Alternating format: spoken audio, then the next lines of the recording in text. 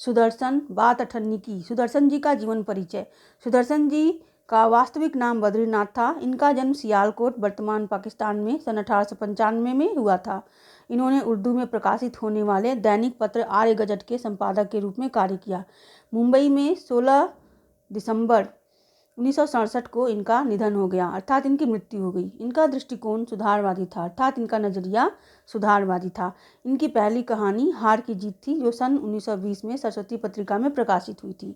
पुष्पलता, सुप्रभात, सुदर्शन, सुधा, पनघट इनके प्रसिद्ध कहानी संग्रह तथा परिवर्तन, भागवंती, राजकुमार सागर प्रसिद्ध उपन्यास है। सुदर्शन की भाषा सहज, स्वाभाविक, प्रभावी तथा मुहावरेदार है। सुदर्शन को गद्य और पद्य दोनों में महारत हासिल थी। आपने अनेक फिल्मों की पटकथा और गीत भी लिखे। बात अठन्नी की कहानी के माध्यम से सुदर्शन जी ने समाज की रिश्वतखोरी, घूसखोरी प्रथा को उजागर किया है। रसीला इंजीनियर बाबू जगत सिंह के यहाँ नौकर था। 10 रुपये वेतन था। गांव में उसके बूढ़े पिता, पत्नी, एक लड़की और 2 लड़के थे। इन सबका भार उसी के कंधों पर था। वह सारी तनख्वाह घर भेज देता, पर घर वालों का गुजारा न चल पाता। उसने इंजीनियर साहब से वेतन बढ़ाने की बार बार प्रार्थना की, पर वह हर बार यही कहते, अगर तुम्हें कोई ज़्यादा दे तो अवश्य चले जाओ, मैं तनख्वाह नहीं बढ़ाऊंगा। रसीला एक नौकर था जो बाबू जगत सिंह, जो कि इंजीनियर थे, उनके यहाँ नौकरी करता था। उसकी तनख्वाह 10 रुपये थी। गांव में उसके बूढ़े पिता और उसके बच्चे तथा पत्नी का भरण पोषण उसी के पैसे पर होता था। वह बार बार अपने मालिक से तनख्वाह बढ़ाने की प्रार्थना करता, लेकिन उसके मालिक हर बार यही कहते कि अगर तुम्हें कहीं और ज़्यादा दे तो तुम जा सकते हो। लेकिन वह सोचता कि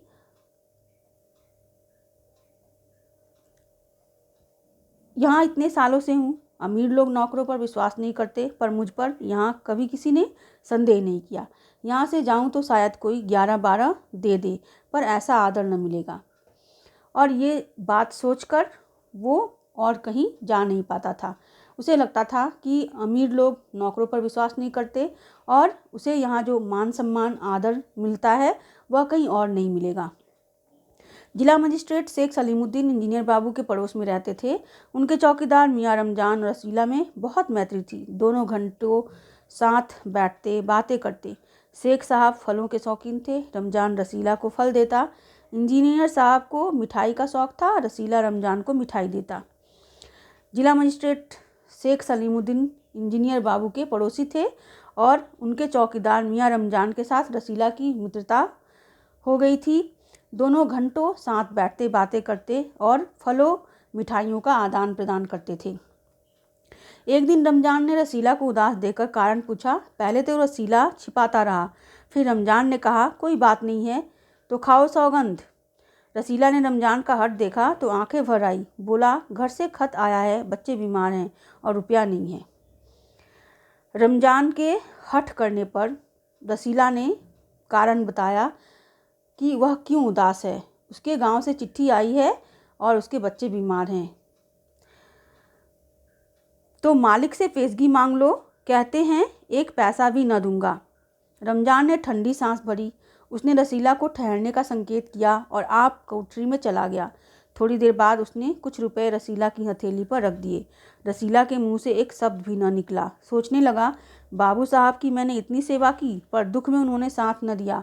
रमजान को देखो, गरीब है, परंतु आदमी नहीं देवता है। ईश्वर उसका भला करे। जब रमजान ने बहुत हठ किया तो रसीला ने उसे अपनी बात बताई। तब उसने सुझाव दिया कि अपने मालिक से पेशगी मांग लो, अर्थात पहले दिया जाने वाला धन, अग्रिम राशि तुम मांग लो।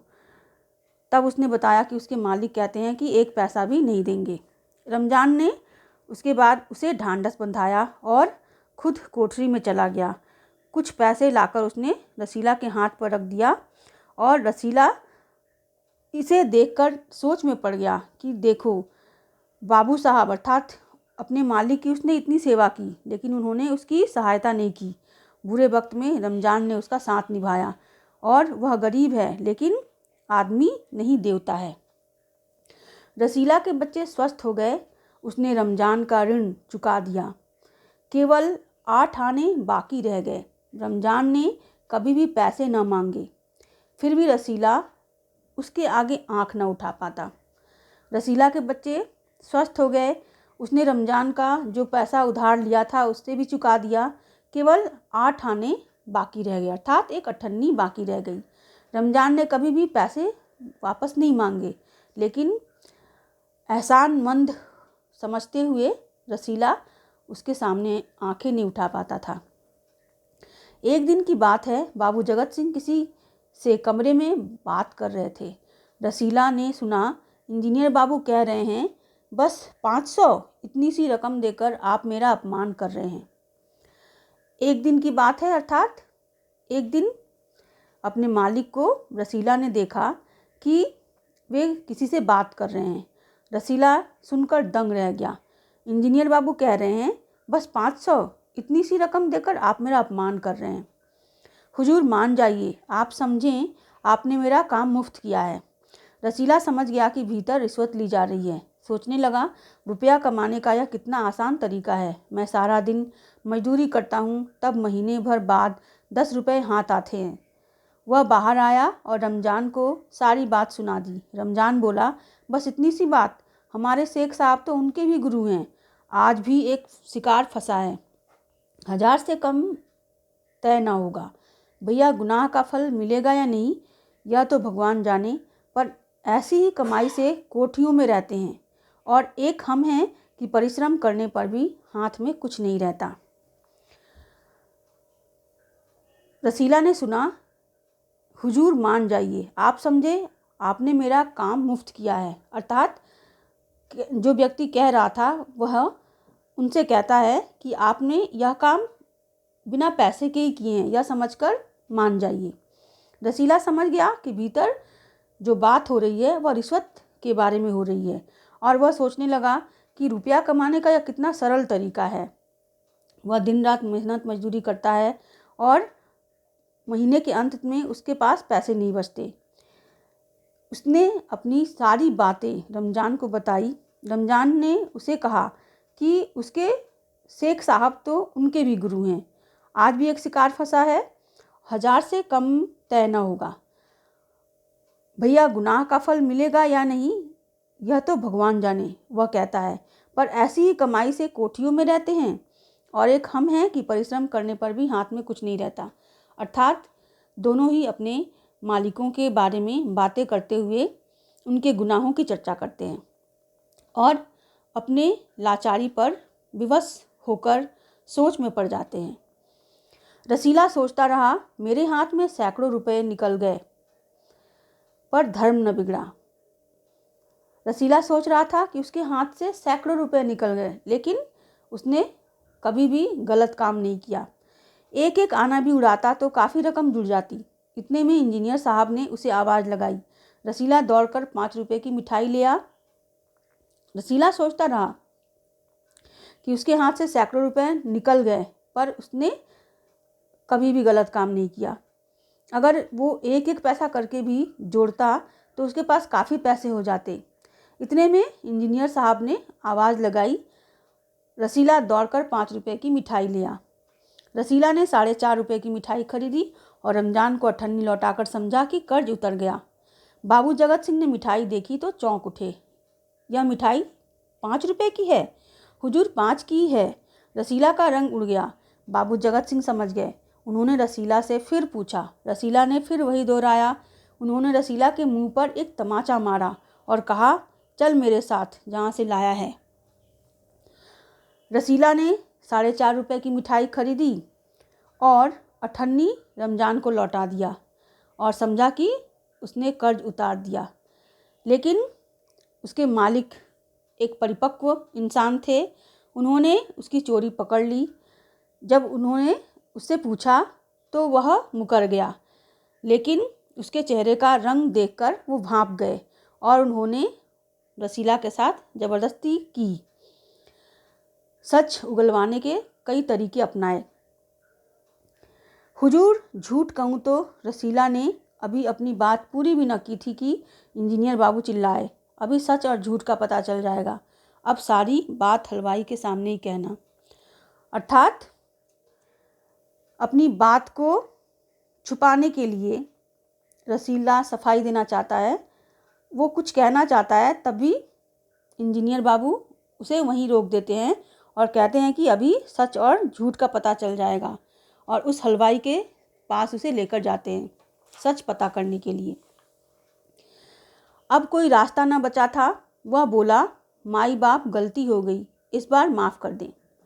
जब रसीला ने देखा कि उसके सामने कोई और उपाय नहीं बचा है, तब उसने अपनी गलती स्वीकार कर ली और माफ़ी भी मांगी। इंजीनियर साहब की आंखों से आग बरसने लगी। उन्होंने निर्दयता से रसीला को खूब पीटा, फिर घसीटते हुए पुलिस थाने ले गए। सिपाही के हाथ में 5 का नोट रखते हुए बोले, मनवा लेना, लातों के भूत बातों से नहीं मानते। इंजीनियर साहब की आंखों से आग बरसने लगी, अर्थात वो काफ़ी क्रोधित हो चुके थे। उन्होंने निर्दयता से रसीला को पहले तो बहुत पीटा और उसके बाद पुलिस थाने ले गए। सिपाही के हाथ में 5 रुपए का नोट थमाते हुए बोले कि मनवा लेना, लातों के भूत बातों से नहीं मानते। दूसरे दिन मुकदमा शेख सलीमुद्दीन की कचहरी में पेश हुआ। रसीला ने तुरंत अपना अपराध स्वीकार कर लिया। उसने कोई बहाना न बनाया। चाहता तो कह सकता था कि यह साजिश है, मैं नौकरी नहीं करना चाहता, इसीलिए हलवाई से मिलकर मुझे फंसा रहे हैं। पर एक और अपराध करने का साहस वह न जुटा पाया। उसकी आंखें खुल गई थीं।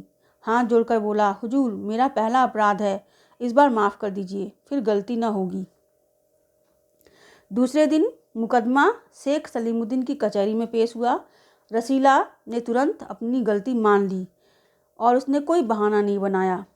चाहता तो कह सकता था कि यह षड्यंत्र है, उसे फंसाया जा रहा है, वह नौकरी नहीं करना चाहता, इसलिए हलवाई के साथ मिलकर उसके मालिक फंसा रहे हैं, लेकिन वह एक और अपराध करने का साहस नहीं जुटा पाया। उसकी आंखें खुल गई थी। वह हाथ जोड़कर माफ़ी मांगने लगा कि उसकी पहली गलती है, पहला अपराध है, उसे माफ़ कर दिया जाए। शेख साहब न्यायप्रिय आदमी थे। उन्होंने रसीला को 6 महीने की सज़ा सुना दी और रुमाल से मुंह पोंछा। यह वही रुमाल था जिसमें एक दिन पहले किसी ने 1000 रुपये बांध कर दिए थे। सुदर्शन जी ने यहाँ शेख साहब को न्यायप्रिय आदमी कहा और उन्होंने यहाँ पर व्यंग प्रस्तुत किया है कि वही रुमाल है जिसमें उन्होंने पैसे लिए थे, घूस के पैसे लिए थे, और उसी रुमाल से उन्होंने यहाँ फैसला सुनाते हुए अपना मुंह भी पोंछा था। फैसला सुनकर रमजान की आंखों में खून उतर आया। सोचने लगा, यह दुनिया न्याय नगरी नहीं, अंधेर नगरी है। चोरी पकड़ी गई तो अपराध हो गया। असली अपराधी बड़ी बड़ी कोठियों में बैठकर दोनों हाथों से धन बटोर रहे हैं, उन्हें कोई नहीं पकड़ता। जब न्याय सुनाया शेख सलीमुद्दीन साहब ने, तो उनके नौकर रमजान की आंखों में खून उतर आया। वह आग बबूला हो गया और वह सोचने लगा कि दुनिया न्याय नगरी नहीं बल्कि अंधेर नगरी है। चोरी पकड़ी गई तो अपराध हो गया। असली अपराधी बड़ी बड़ी कोठियों में बैठकर दोनों हाथों से धन बटोर रहे हैं, उन्हें कोई नहीं पकड़ता। और एक अठन्नी की चोरी के लिए उसके मित्र को 6 महीने की सज़ा सुनाई गई।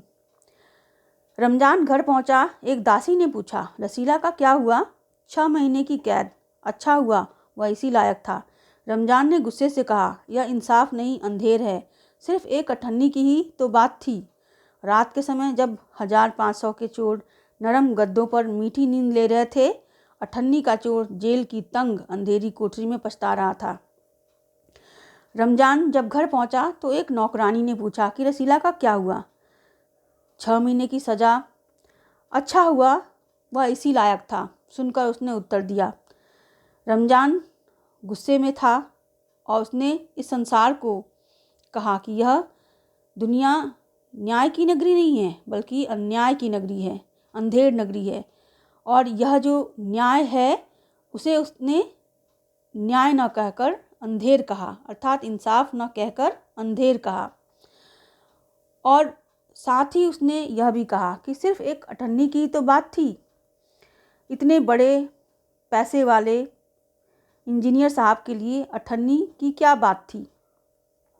लेकिन उन्होंने थोड़ी सी भी दया नहीं दिखाई और रसीला को माफ़ नहीं किया। रात के समय जब 1500 के चोर नरम गद्दों पर मीठी नींद ले रहे थे, अर्थात उसके मालिक शेख सलीमुद्दीन साहब और रसीला के मालिक बाबू जगत सिंह अपनी नरम गद्दों पर लेटे हुए थे, नींद से सो रहे थे, तब अठन्नी की चोरी करने वाला रसीला अंधेरी कोठरी में पछता रहा था, अर्थात अपनी गुनाहों की सजा काट रहा था, जो कि गुनाह माफ़ करने योग्य भी था। लेकिन उनकी निर्दयता को सुदर्शन जी ने इस प्रकार उजागर किया है। इस प्रकार सुदर्शन जी ने इस पाठ के माध्यम से अमीर और गरीब के फर्क को दिखाया है, समाज में भ्रष्टाचार किस प्रकार फैला हुआ है, रिश्वतखोरी, घूसखोरी जैसी बीमारी समाज को जकड़े हुए है, इसके बारे में उन्होंने इस कहानी को प्रस्तुत किया है।